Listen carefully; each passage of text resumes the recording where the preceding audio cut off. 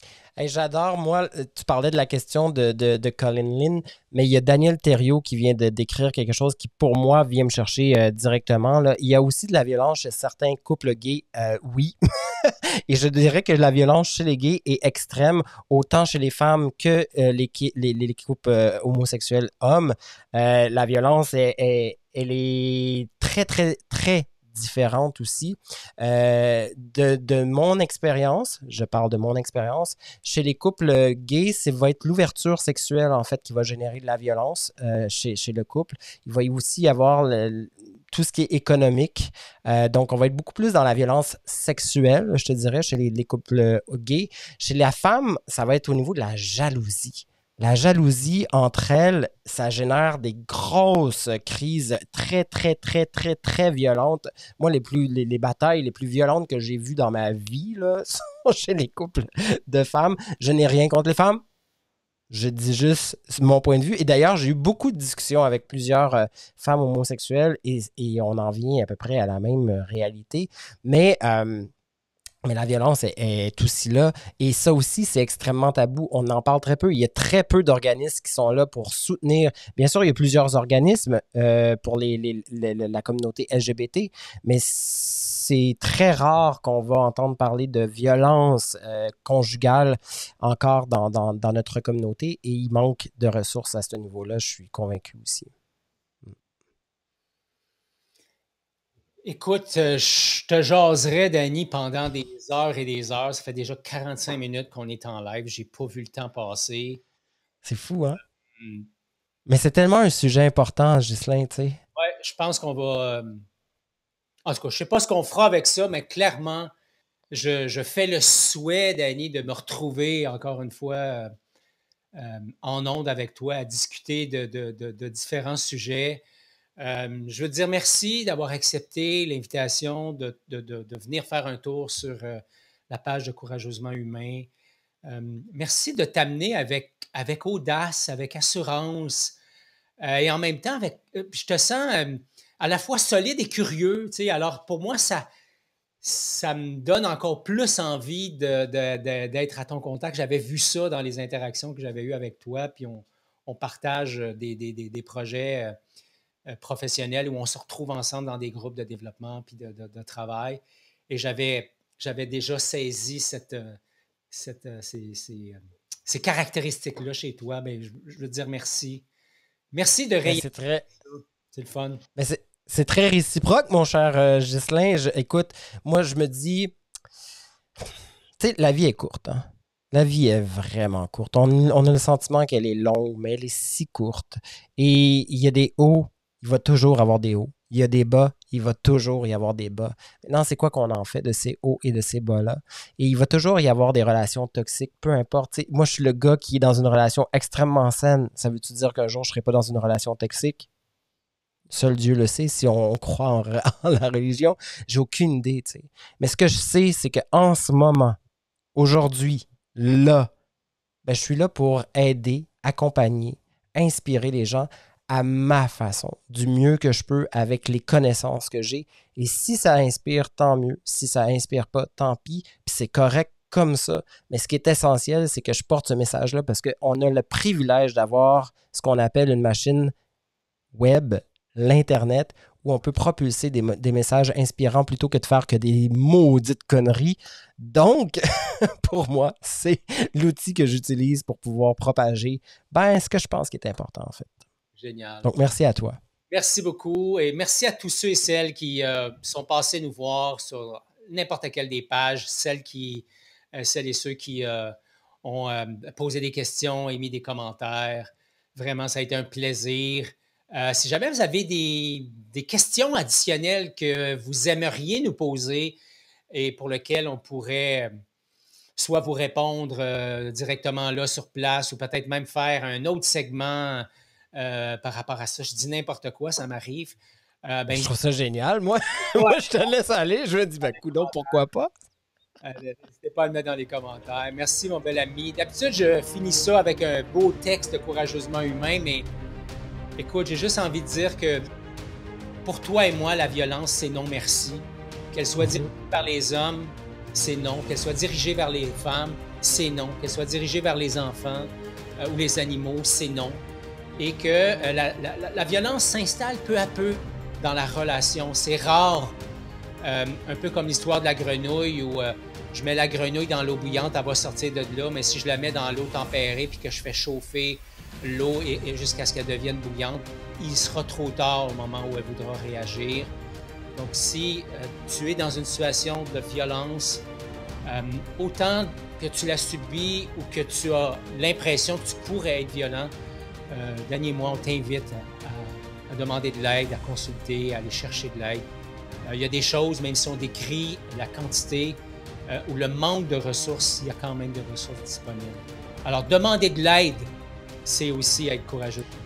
Puis tu sais, les ressources disponibles, disons-le, la plus grande ressource disponible du moment, c'est InfoSanté ici au niveau mental. Donc allez-y, les travailleurs sociaux sont là pour pouvoir vous diriger dans des endroits efficaces pour vous. C'est le temps des fêtes qui arrive. Je ne sais pas quand est-ce que vous allez écouter le podcast ou la vidéo qu'on fait en live en ce moment, mais on est quand même ici à une semaine du temps des fêtes et nécessairement, qui dit temps des fêtes dit aussi abus. Alors soyez vigilants, s'il vous plaît, soyez vigilants. Ouais. Merci Danny, merci tout le monde et au plaisir de vous croiser. Bye bye. Merci, ciao.